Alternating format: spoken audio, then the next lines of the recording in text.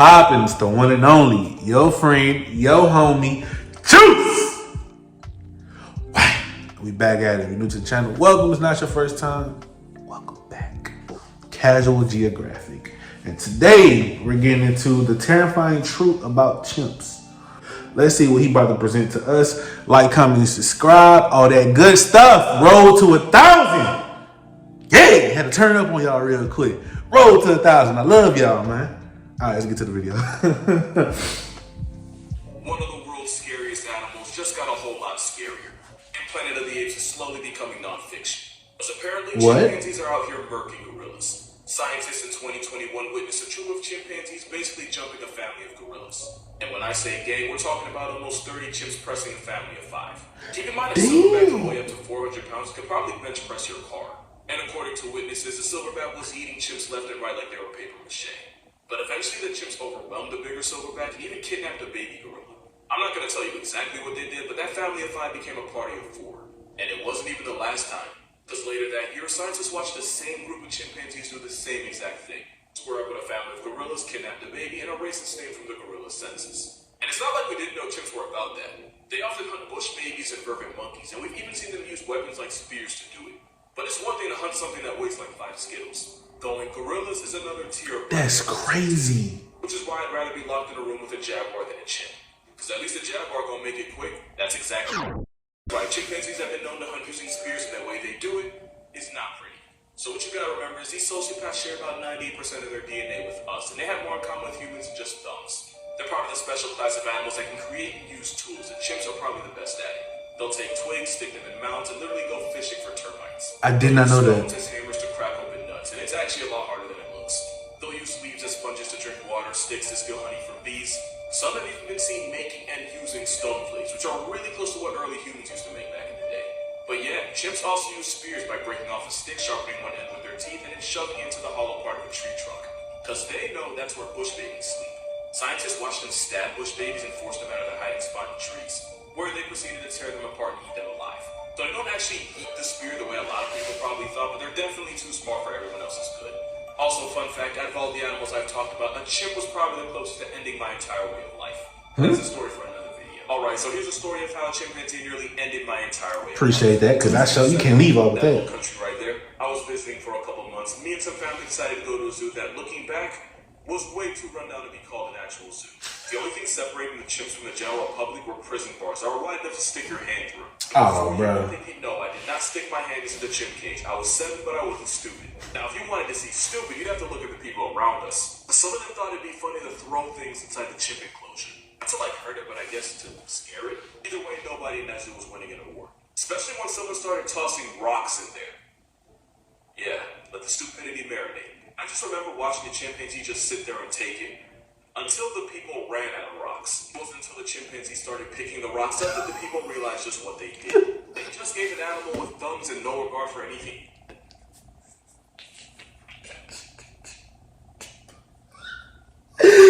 Yo, it's not funny that they was throwing rocks at the monkey or the chimp, but it's funny as hell how he described that the chimp was just done taking it, and he waited till they didn't have no more ammunition. And I can only imagine, you know how hard that shit must hurt if a chimp just beamed up at the top of the mound.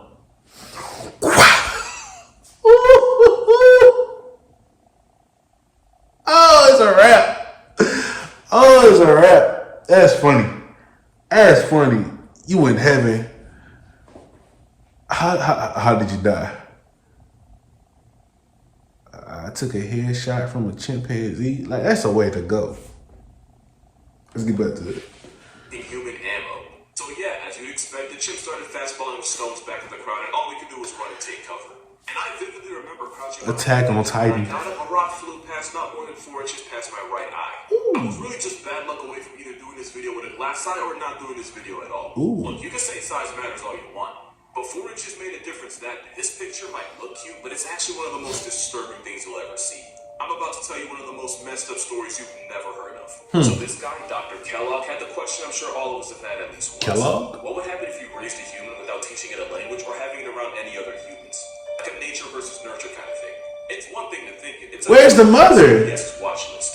So this guy had a human son, Donald, that he raised with a female chimpanzee he adopted named Gua.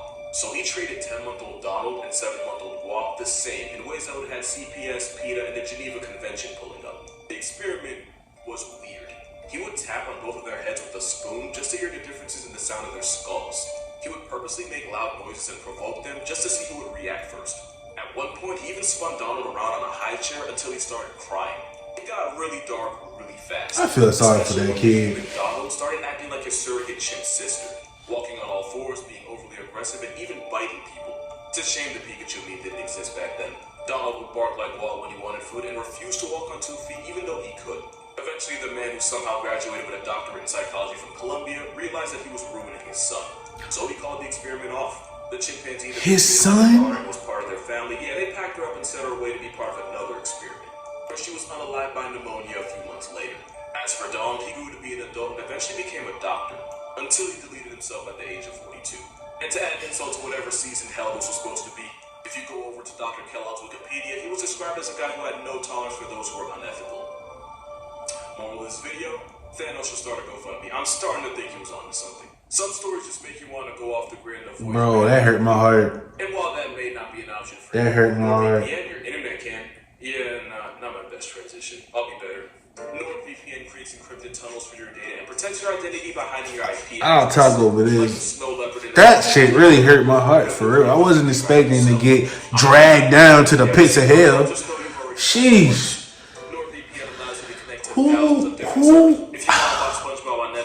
What mother would allow her child to be experimented on with a chimp?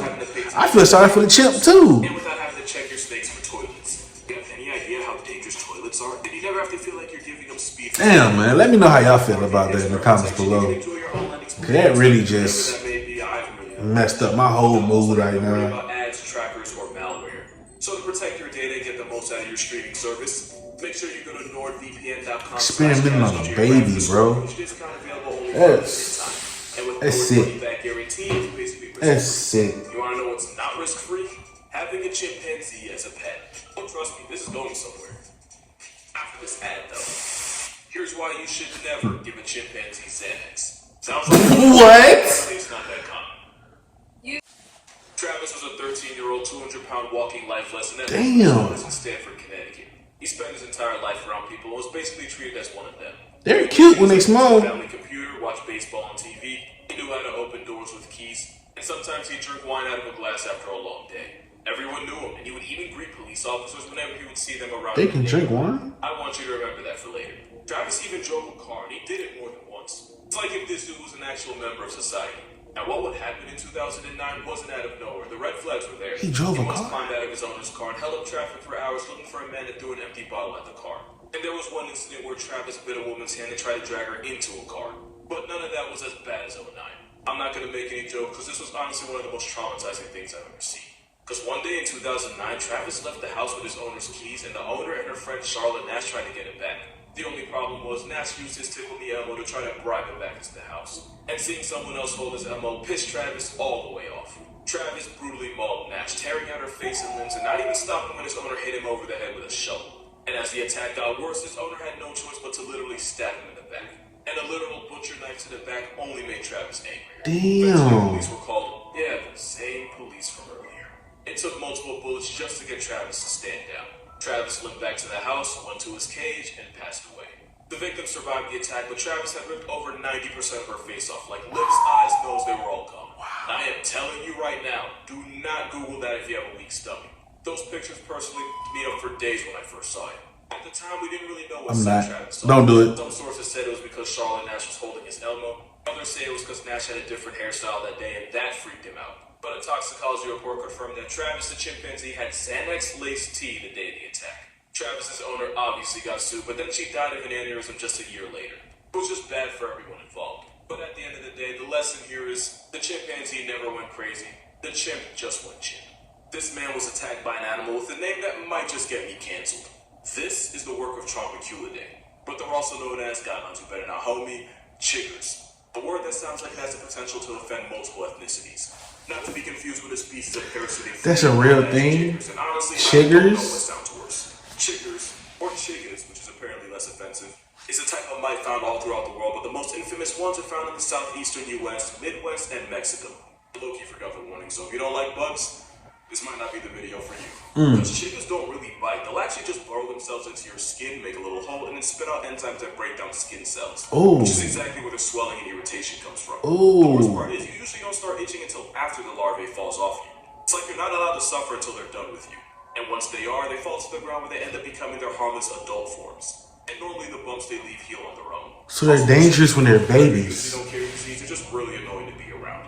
But yeah, I can't tell you who named them, but I can tell you they did not have a good home life. And I feel like someone owes me reparations for making me say it. So somebody sent me this, and I actually think there's a right answer here. But first, I'm actually curious, which one would you choose? Like, which one do you think you'd have the best shot with?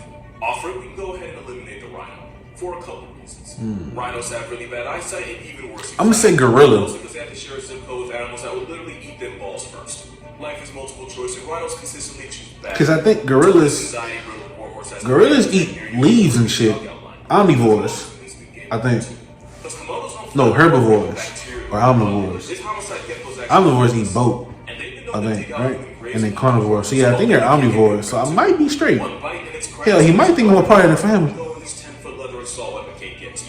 Now the jaguar is actually an interesting one. Jaguars have people are really sorry about that. self-defense. So you'd actually have a better chance of surviving in a room with a jaguar as long as you don't provoke it or do anything to make it think you're food. Word? However, jags are solitary, and in a one-bedroom apartment, if that jaguar feels like you're in its space, it could be lights out. Which is why your best shot is actually with the gorilla. They're natural pacifists that won't waste the calories attacking something that they don't view as an immediate threat. Facts. So as long as you don't look him in the eye or smile at him unless you're trying to be Harambe's roommate, your best chance at winning and, living is with the gorilla.